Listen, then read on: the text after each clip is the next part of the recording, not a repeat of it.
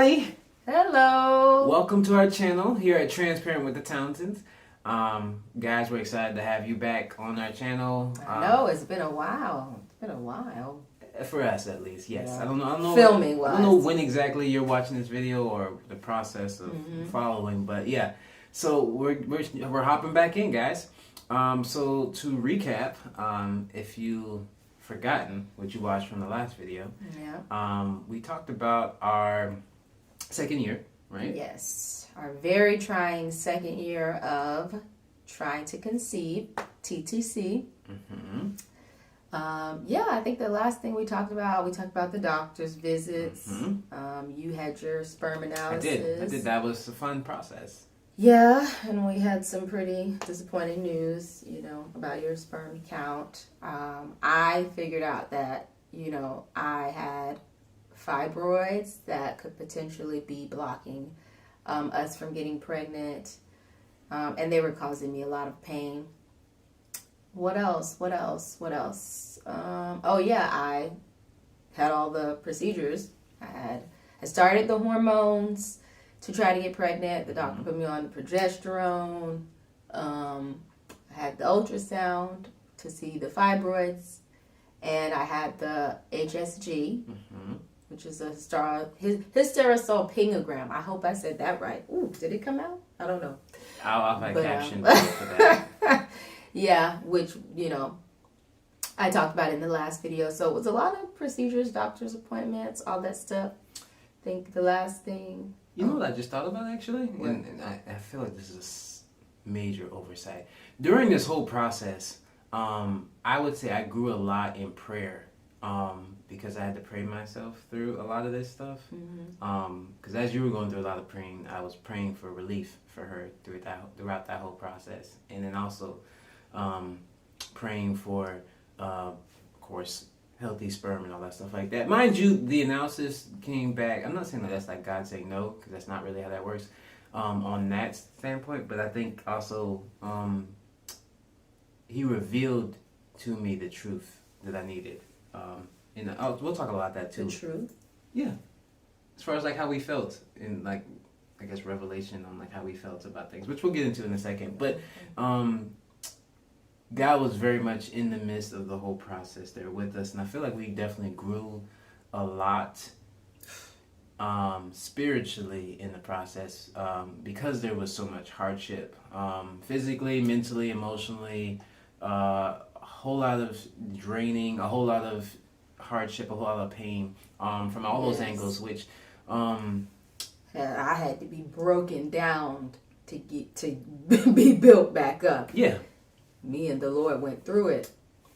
But yeah, so that was a lot of our process. I think where we left off was, like August of last year or something like that. And I did the ultrasound or something. And the next step for me at that point was surgery, because they couldn't really see inside of my uterus with, what they needed to see was if I had endometriosis. And because a lot of the same, a few people who have endometriosis tend to have fibroids and other reproductive issues, cysts, things like that. And there was no other way to tell if I had endometriosis other than cutting me open and looking inside. So that was the plan. And I think I remember the doctor saying, after I had been on the hormones for like 3 months or so, which I ended up taking them longer than that, and you were on your hormones to get your sperm count boosted up for around the same time I was, and nothing was still happening, the next step was to get the surgery done. So I had made an appointment to schedule the surgery. And I think it was supposed to be in September, like the end of September last year.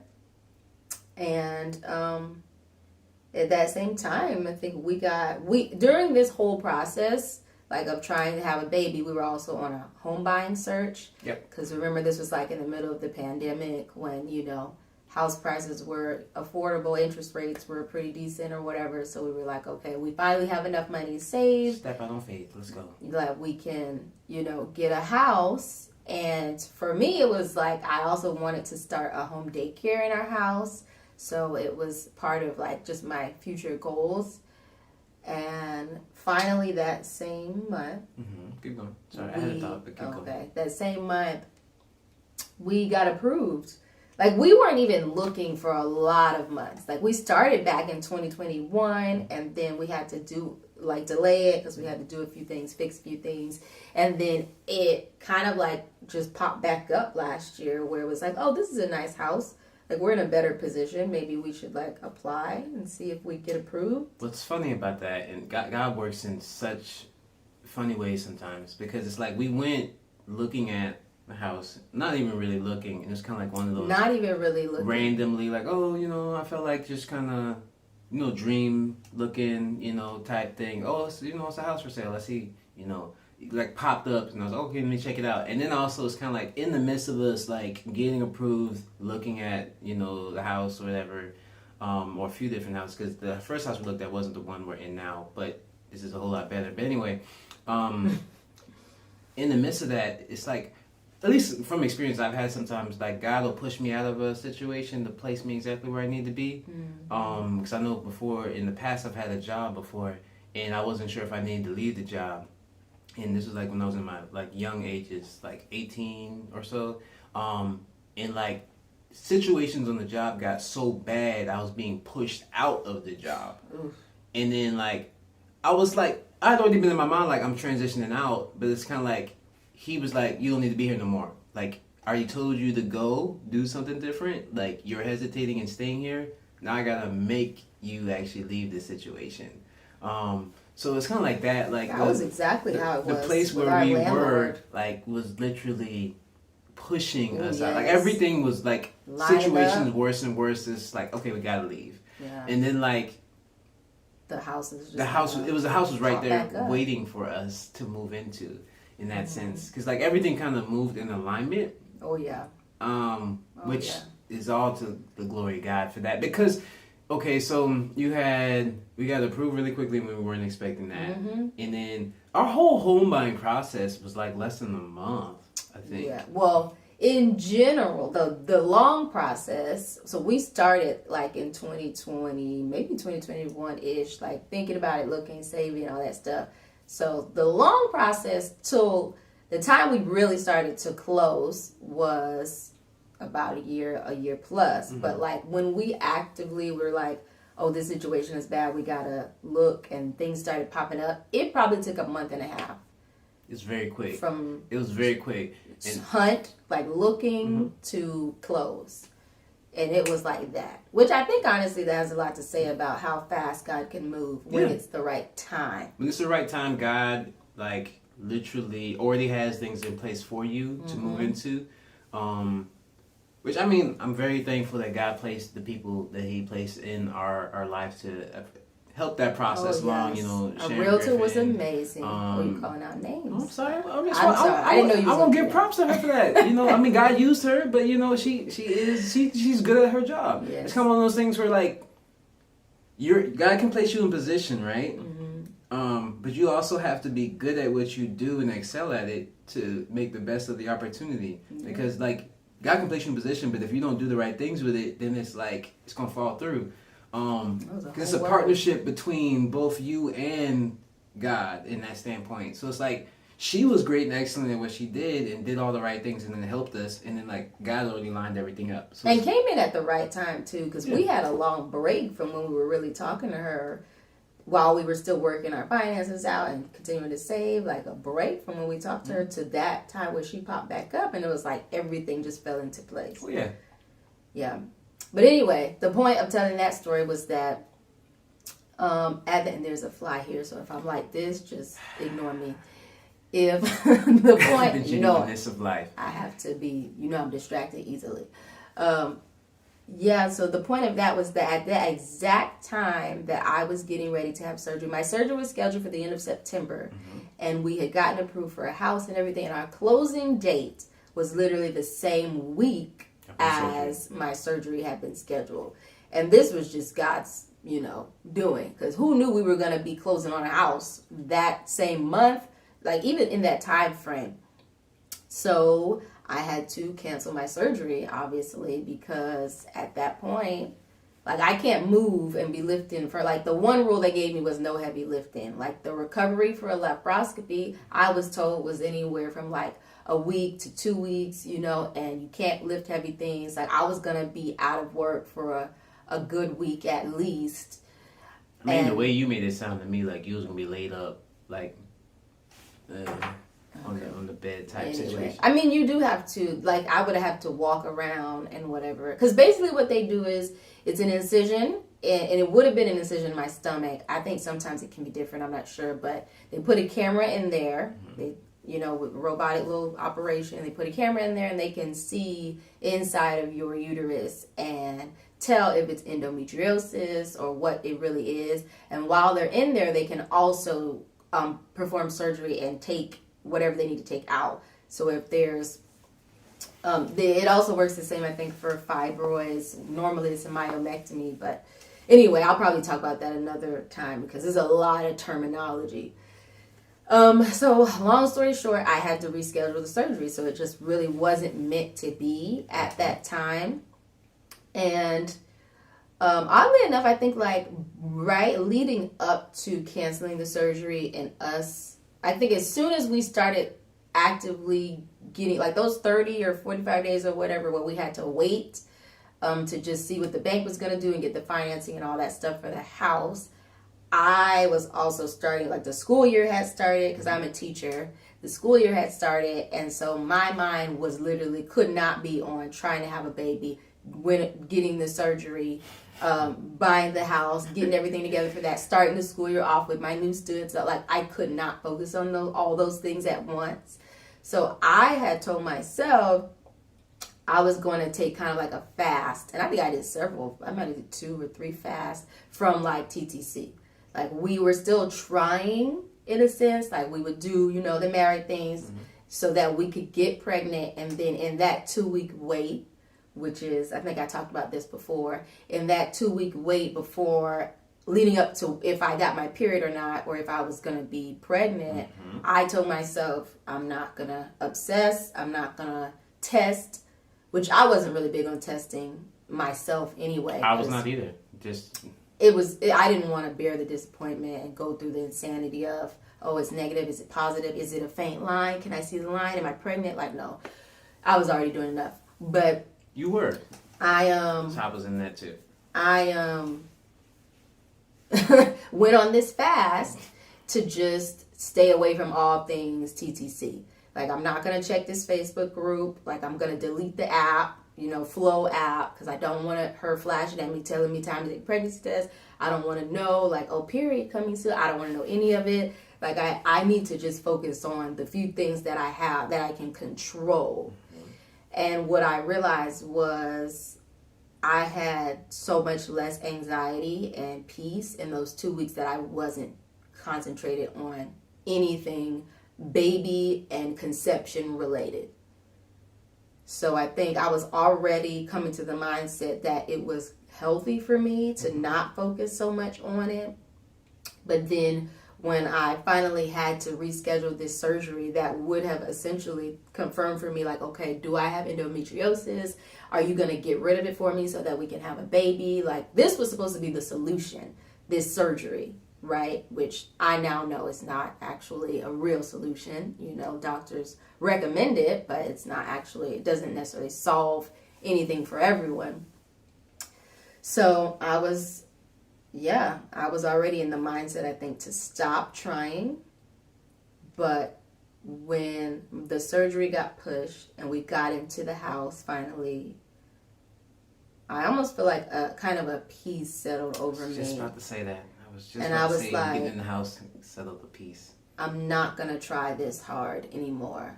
Like, God is still moving. He's still active in our lives. Even if, like, this home that we're living in is a blessing because it came at a time when we needed it, even if we didn't really know how much we needed it. And, like, He provided in so many ways that we didn't even think were possible for this house that we have. And that was a really eye-opening experience. Like, He's still here. He hasn't let you down. Like, yes, there are things that you want or things that you thought were going to go a certain way and they didn't, but trust God. Mm-hmm. Like, his plan is bigger and better than yours and is always right on time.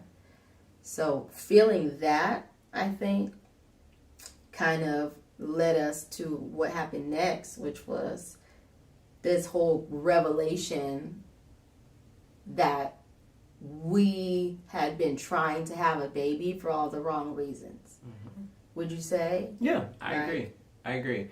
I mean, it kind of goes back to... I think this was, what, September? Like, it was probably literally around the same time that we moved into our house. Yeah, I think the end of September. Because, I think it's kind of similar to what I said in, like, an earlier video. A lot of what pushed me... Like, I always want to have... I do want to have kids at some point, and I always want to. And it's not like... but at the time, I was more focused on, like... Because you were very, like... focused on it, and then I felt a little bit of pressure from other people around us. And so definitely. I definitely was kind of like, and in my mind, I had already set myself like, well, you want them someday, you know. Crystal seems ready. Everyone else is already on point. Do you have any problems with it? And then God had to kind of work things out with me as far as like trusting Him about a lot of stuff. Like when it came to like me being a future good parent and being able to take care of the family and provide. Like, provision was a lot of that stuff that kind of kept coming to my mind. Like, can you provide, and stuff like that. Can you take care of, can you be a good parent? Can you mentally raise somebody else? Do you have what it takes? So he worked a lot of stuff out with me from that mental standpoint. And then I had to realize that, you know, was I really doing it because I desired to have children right now? Or was I pushing myself to have them because even if I desire someday, does that mean I'm ready right now? And are we both at that standpoint, we're on the same page and equally yoked to the idea of being prepared or ready? Like, because I mean, I think I've heard someone say this before, like, your family planning is like your family planning. Like, you shouldn't let circumstances around you or people be the thing that pushes you to decide when you have kids. Like, if you guys if you're having something as far as like you want to build time with your personal relationship, and I have this standpoint to have come to this where it's like children will come when God wills them to come. Like, I don't have to force them to actually come about because He is the provider of the seed and for the offspring to come forth. So I have to trust that, you know, God's gonna bring about the children when they will come. Because the thing is, at the end of the day, as much as we try to force, God puts the child there when He wants it. You might not want children, and then you're gonna have kids. It's like, that's God putting it there. Yeah. Or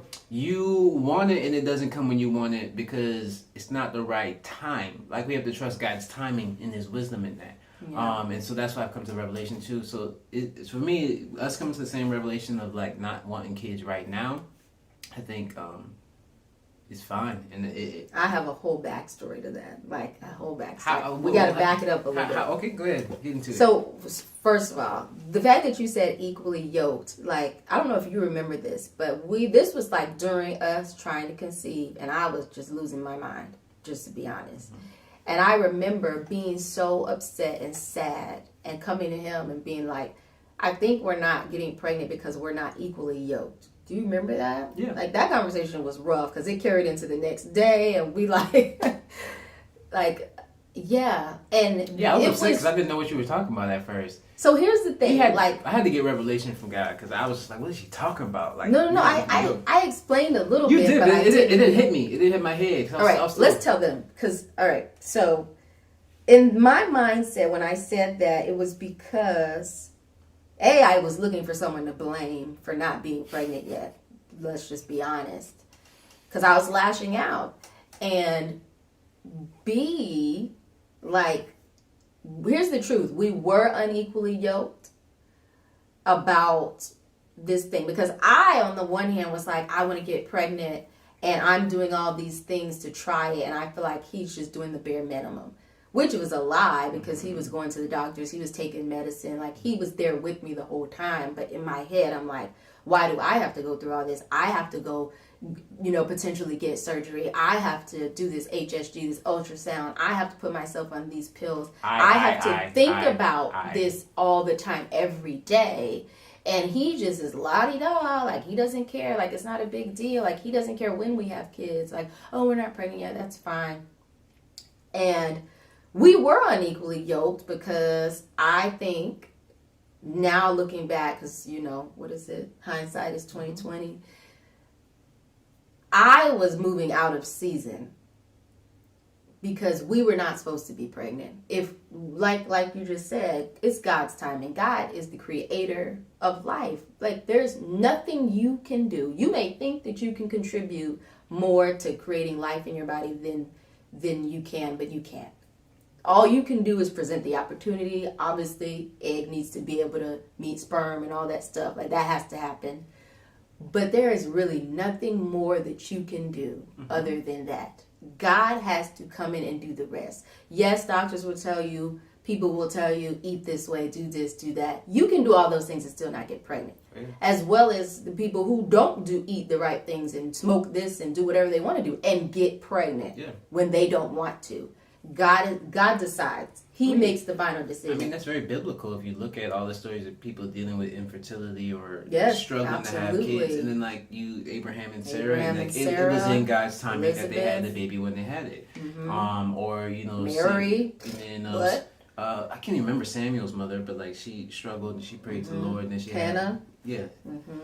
So, I mean, really, you can take that from the standpoint of, like, it's entrusting him and when his timing that the actual baby will come when the baby's supposed to come. So for me, you were very much like, I'm gonna do everything I gotta do right now to control it, and I was just kind of like, in my mind, I think I already knew, like, I can do these different things to better prep my body, but, like, it's still not my control. Like, I think I'd already. I thought I could control it. I think I was there with you initially, and then I realized through the process, I was like, I don't control none of this. And I think it was because of how so focused they were on the women and the women aspect of things, and, like, they weren't really catering to, like, helping me with information or fixing things or doing things with my body or stuff like that. It was very bare minimum that they were giving me as a man.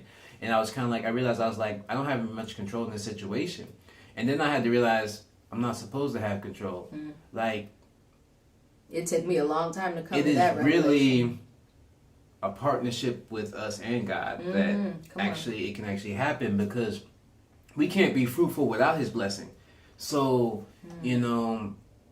if He doesn't bless the time for it to actually happen, even though we're doing the things to be fruitful, no fruit's gonna happen. Right.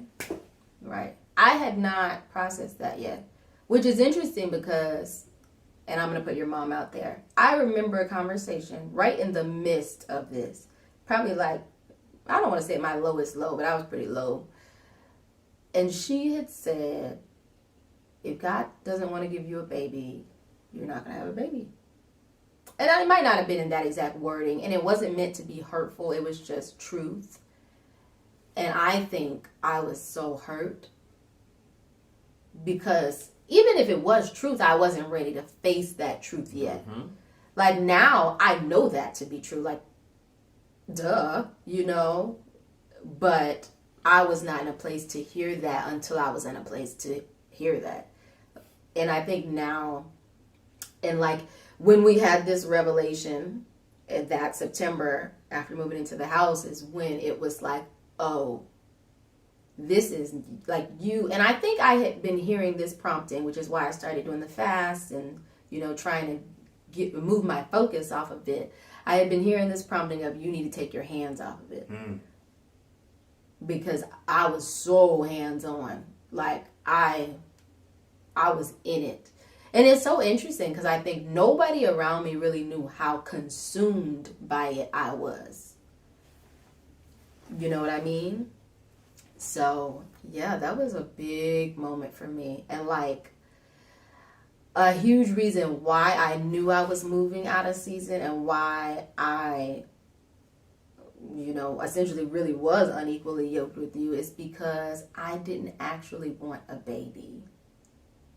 And when that thought was solidified for me, And no, at that moment, I didn't really want a baby. So let me be clear. I wanted to be pregnant. And the reasons why I wanted to be pregnant had nothing to do with having a child. It didn't have anything to do with me becoming a mother. Because even now, I'm still unsure how I feel about that. Like, I want him to be someone's father. I want to be the mother of his children. But I work with children every day. So in some way, shape, or form, I feel like whatever mothering, nurturing ability that God gave me, I use it every day. I use that, hold on. I use that same energy every day. You know what I mean? And I do pray that when the time comes for us to become parents, that God will give me whatever like that desire is and that love that most women who really try to conceive have. Like, they can't wait to become mothers. Like, this is their passion or something that they dreamed up their whole life. Like, I can't wait to have children. I can't wait to do this. That was never me. Like, from the time I was a little girl to now, like, I was never like, I can't wait to be a mom. I can't wait to have kids. I can't wait to do these things. So the idea that I was so consumed and so focused on getting pregnant, having a baby, it was never about what I really wanted. It was really about the voices that were telling me and the people around me and this fear of missing out that I had. Ooh. Like, it was like, and I've had FOMO, most of us do, but I've had FOMO like all my life. Like, oh man, they're doing that. Like, I wonder what that's like. Or, oh man, they're dating. Or, oh man, they're doing this. Like, I wonder what that's like. Oh, I want to do that too. I wanted a baby because people said you get married, you have a baby, like you buy a house. Like, that was the thing you do. Especially because we are very much, I want to say, like, maybe traditional in the fact of the things that we've done. Like, we didn't live together until we got married, like certain things like that. And so for me, it just made logical sense. Like, this is the next step. Marriage, all that stuff. This is the next thing. So I wanted a baby. I wanted to be pregnant because I didn't want to miss out on what everybody else was doing. And I also feel like I wanted to meet everybody else's expectation of me. Like, if other people are like, you need to have a baby. Oh, it's time for you to have a baby. Or when are you going to have a baby? Y'all don't have kids yet? Oh, it's time. Time's ticking. And it was coming from everywhere. Like, the voices were so loud that they were drowning out my own voice and what I really desired. Because I did not. Would you say it was not just drowning out your voice, but also drowning out the voice of God speaking to you? Absolutely. Because there were promptings the whole time. Like, mind you, I think part of the journey for me with the doctors and the everything was so painful because I didn't want to do it. Like, every time I went into somebody's office or I left somebody's office, I was just miserable. I didn't want to do any of these things. And even in my head, it was like, well, Crystal, if you want a baby, these things should be like, okay. Like, this is just what some people have to do to have a baby. Like, if this is what you want, this is what you have to do. Like, that's basically what the doctors were telling me. Like, hey, you're going to have to do this if you want a baby. And now is the best time for you to have a baby, so let's do it. But I don't think anything in me really desired to have a child at that time. And I think it was because God obviously knew it wasn't time. Right. But I think he had other things for me to do before we have kids. He still does. I think that you were talking earlier, and I just kind of want to say that I don't think it's every woman's desire, or it should be necessarily like this strong. I want to be a mother. I want to be a mother. I want to be a mother. Mm-hmm. I think everybody's in a different place. Some women are very much like, for them it's very hyper focused. I think because it's what they consider like their way of, not say achievement, but it's kind of like their way of bringing something good into the world. Yeah, or giving them meaning or significance, and that's a whole nother story right there, right? You wanting a child because you want to have some type of meaning or significance for your life. That's a lot of people, though. But I think for some people, like, having a child is like a blessing God gives you that you may not have been prepared or ready for or even expected. Mm-hmm. So it's kind of one of those things, like, you want it, but it's kind of like, I don't necessarily have a strong desire, but God's like, I'm going to bless you. It's kind of like a Solomon situation. Like, God, I'm asking for wisdom. And he's like, oh, okay, cool, I'm gonna give you wisdom and the wealth and the peace and all the other stuff in your kingdom rule. It's kind of like that. I think it's like sometimes God can bless you with children because of your right relationship and the timing is right. So it's kind of like the blessing comes through. So I think that, and then also when you told me about you getting your mothering, needs taken care of by, I already knew that. I think the moment you said that, it was like, it settled in me. I was like, I think I already knew that. Because the way you talk about your kids at the school every day, just about, I can feel like these are like your kids. These are like my kids. So what else? Also, like looking back, the things that most people do when they want a baby, like start picking out baby names and like making Pinterest boards and like envisioning a baby coming into your life, making room for a baby to come into your life. I was never doing. I think there's a fine line between, wanting, desire, obsession, and making it an idol. I think we all, I don't say all, I think some people, those who want kids, there's also obviously some form of like a desire to have that one day. And then it can lead to something striving or pushing that desire into a form of obsession because you just really, I'm gonna do anything to get this done. And then I think some people can even form that into like some form of idolatry. I think because someone told me about it gets ridiculous where your kids are like, don't say before, you place them before God, or you do like ridiculous stuff. Like I think we were watching a documentary with my sister. And it was about those people who literally drove to the dude who was selling babies. Oh, yeah. And so, because they couldn't actually have a baby through any other means, which, I mean, I don't know if they had problems with adoptions or whatever, but I think when you go to that standpoint where you literally start doing illegal stuff to have kids, I think that's when it's really pushing past obsession into a dangerous thought process. But I think it's just, we got to be careful with how we feel and allow that to grow. But I think it's healthy, that desire to have kids. I think you just got to be careful. My desire was not healthy. And honestly, it wasn't a desire for kids. It was a desire to please. You were desire to please and the desire to please get pregnant. Other people and to. I think you would have felt accomplished if you got pregnant. So here's the thing, because I actually talked to my therapist about that last year, like around after I had this revelation, and we talked about how she asked me like how good therapists are a blessing. Let me just tell you, my therapist is anointed by the Lord Jesus, sent especially for me. She asked me how would I actually have felt if I had gotten pregnant. And I don't know that I had an answer at that time. But thinking about it, I was like, well, for starters, while we were doing all these TTC stuff, doctor's appointments, this, and the other, I went back to school. I lost 20 pounds because I went on a diet for myself. I just wanted to get healthy.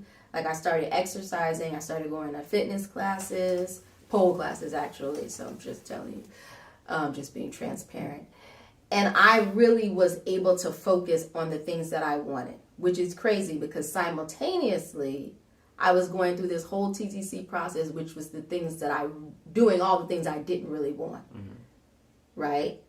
In the midst of that, I was trying to stay afloat, honestly, and keep the depression from like weighing me down. So I was still trying to cultivate a life I enjoyed and do things that I enjoyed. And I did that. I went back to school, which I've been out of school for 10 years. Like the fact that I was able to do all those things, I don't know that I would have did them had I have gotten pregnant. Because I know me, and when my energy is focused on something, hyper-focused. It is focused. Yeah. And we're both like that though. Yeah. Like I would have went, like there's a baby growing in my body, like, oh, I'm getting ready to have a child. Like that would have been my sole focus, my sole energy. I would not have gone back to school. I would not have started taking care of my health. I would not have even, I don't think, grown my relationship with God the way I did last year. Because it took some, like I was on the bathroom floor, the bedroom floor, praying, crying through most of these things that I had to go through. he wasn't even like, I would wait till he left the house, or I would like, oh, I don't feel like going there. You go and just get it all out. I mean, I didn't see that for you, but you also didn't see my side too. You're right. I was right. going through a similar process, and very much like we didn't show these things to each other, which is sad and unfortunate. But I mean, we're there now. Yeah, that's better. That's better. So. But yeah, I would have been okay, I think, maybe, if I would have gotten pregnant. I think I just would not, and this is what I ended up saying to her later, I would not have become the person I was supposed to become. I would not have become the person I became last year, which became this person who understood her boundaries. You know, I think now I'm getting better at listening to my own voice and listening to the voice of God over other people. Because I know where I went when everybody else's voice was the only thing I considered. I think when you don't listen to God or the Holy Spirit speaking in you, and you can't even be honest with yourself. Yes, absolutely.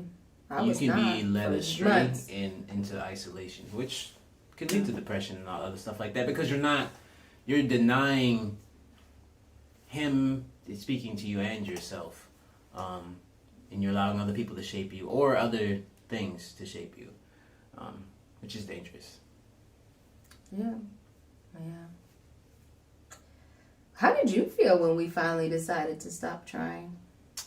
I think because I was at ease. I felt at ease the moment you said it, and it's kind of like we both weight lifted. I feel like we both, when you said it first, but I think when you said it, I think we both came to like, I think I already knew in my gut, and I was like, that's how I feel, and I felt. I mean, it already been like a tiring process, and like I told you, I'd already come to the revelation in my mind, or he had already told me, like, look, I'm the one who controls this, and I was like, I had already gotten peace about like, I'm not in control, like, I can't control this, it's not my control, which is funny because when people ask me, hey, so when y'all having kids, in God's timing, whenever He wills. People will literally be looking at me like, what you mean whenever He wills? Like, I was like, no. Like, whenever He wills. Like, it's in His time, and they'd be like, oh, okay, cool. Like, but the thing is, like, it's legit. That's how that's the end. That's it. That's period. it. And so, I especially because we're not doing anything to prevent it. No, we're not doing anything to prevent it. When we say stop trying, we mean we stop focusing so hard on it. I'm done with ovulation tests. We're not obsessing. Not taking another one. I'm not peeing on a stick. We still do the things married people do. Probably only do that when I'm 3 months pregnant.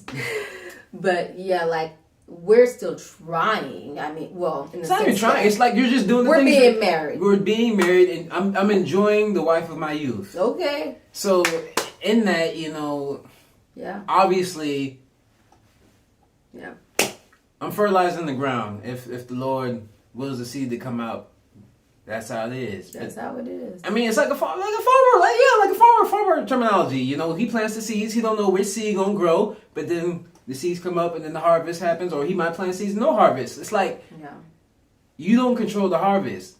That's really what he was basically telling me. He's like, as the farmer, you don't control the harvest. I do. Oh, so yes. I was like, okay, cool. I'm gonna trust you in the harvest. Like, He's the Lord of the harvest. So look at you, a little plug for our church. Okay. True.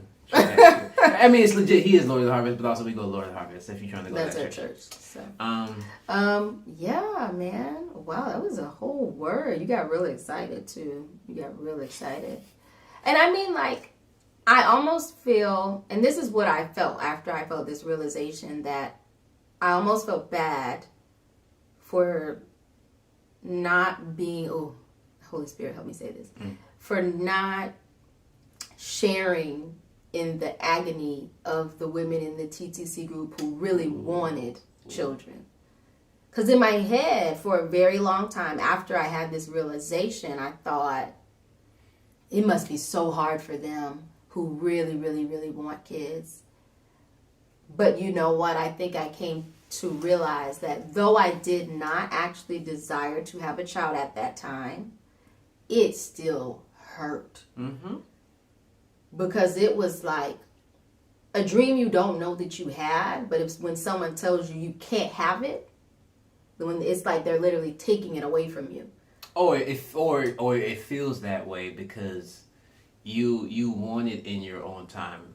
I guess I was thinking about Like this it was earlier. like taken. Like It's like I want a cookie, and God's like, after dinner, and you like, no, I want it now, and it's like, no, you're gonna have the cookie later, and then you upset as the child because you can't have the cookie. Yeah.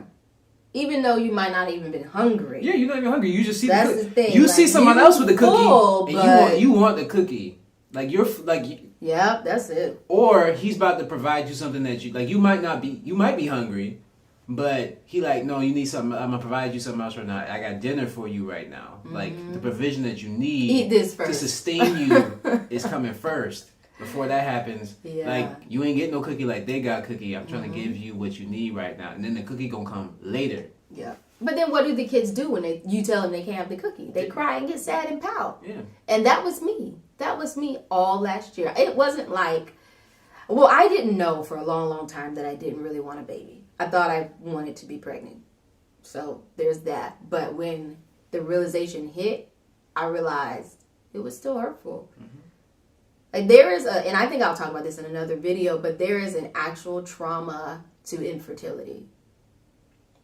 Like I remember researching once, because even after I, realized I didn't want to be pregnant, it still, I think, stung a little bit when someone would ask me, when are you going to have a baby? Oh, yeah.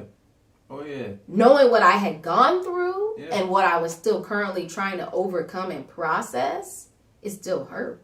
Oh, yeah. I mean... Like, it didn't hurt as much as it would have months prior when I was deep in it, but it was still like, ugh. Earlier on, it felt like people were questioning my manhood in my head. I talked about it in the earlier video, but like part of the struggle for me was feeling like I couldn't provide. I couldn't provide the seed. I couldn't provide what you needed. My sperm wasn't the way it needed to be. So I definitely felt I couldn't provide. So whenever I get that question, it felt like, why aren't you able to do what you're supposed to do? So that's how I took it until I got to the point where God got me straight. But earlier on, that was some trauma in my head. I mean, even now, like we may have decided that we're done trying for the moment. We do still want kids in the future. We do not know how they're going to get here. I don't like the term trying. No, because it's like you do what you do. No, but the thing is, it's like we're having fun and doing the things we need to do. We're just not obsessing about it. Okay, that's fair. We stop obsessing. Yeah. Now I lost my train of thought. I'm sorry. Go ahead. My bad. Stop trying. Stop obsessing. We ain't trying to conceive right now. But we do still have to live it out every day. Yeah. You know what I mean? Like living out the choice that we made to stop obsessing, for starters, because it is a choice. You have a choice. You do not have to keep taking those tests. You do not have to keep taking whatever medicine you are taking. You don't have to keep going to that doctor. You don't have to keep spending all your money to go to that doctor or spending all your money on XYZ. You don't have to keep timing intercourse. Mm-hmm. These are all choices. And we made the choice to stop doing all that. We do not have a baby. So I think you do still have to live with those choices. Of course. And you do still have to live with, I don't want to say infertility. Like, yeah, we're calling this our infertility story, but I don't believe I'm infertile. You know, I believe it's just not the right time. Like, God is not ready yet. I mean, there's hardships in our body process, but we're not like barren or nothing like that. So. Yeah, I think so. This has been my thought process throughout all last year. But when I realized it, and I think I heard it. I think God is trying to get, this is just for me personally, God is trying to get something out of me before he can put life in me. Ooh, empty that wineskin before he can pour new wine. And this has been like just in my head, like over the last few months when I had to live with the choices that I made. Because I'm going to, I guess, skip ahead, but I never did have the surgery. Like, it got rescheduled in September. And I was so thankful. December, I scheduled the surgery for December, because I had at least time to not focus on it. I scheduled it for December because I was still concerned about my health and the fibroids and whether I would ever be able to have a baby. And because still the doctors were telling me do this surgery. And long story short, I didn't have the surgery because I ended up getting a respiratory infection. And the doctor basically, I was at the hospital dressed in my gown, getting ready to put IV in me. They were getting ready to stick me up to put me under so I could have the surgery. And the doctor said, we can't, you have a respiratory infection. Like, I literally had no voice at the hospital. And they were like, there is a strong chance that if we put you under, you won't wake up. Ooh. If that won't stop you, boy, I was like, oh, okay. So at this point, my surgery had been rescheduled not once, but twice because of things that were out of my control. Like, I didn't try to get sick. It just happened. I don't believe in conveniences. Like, what is it? Coincidences like that. Like, God is telling me something, and I'm going to listen now. There was something else that happened at the beginning of this year that completely cemented my decision about not doing surgery.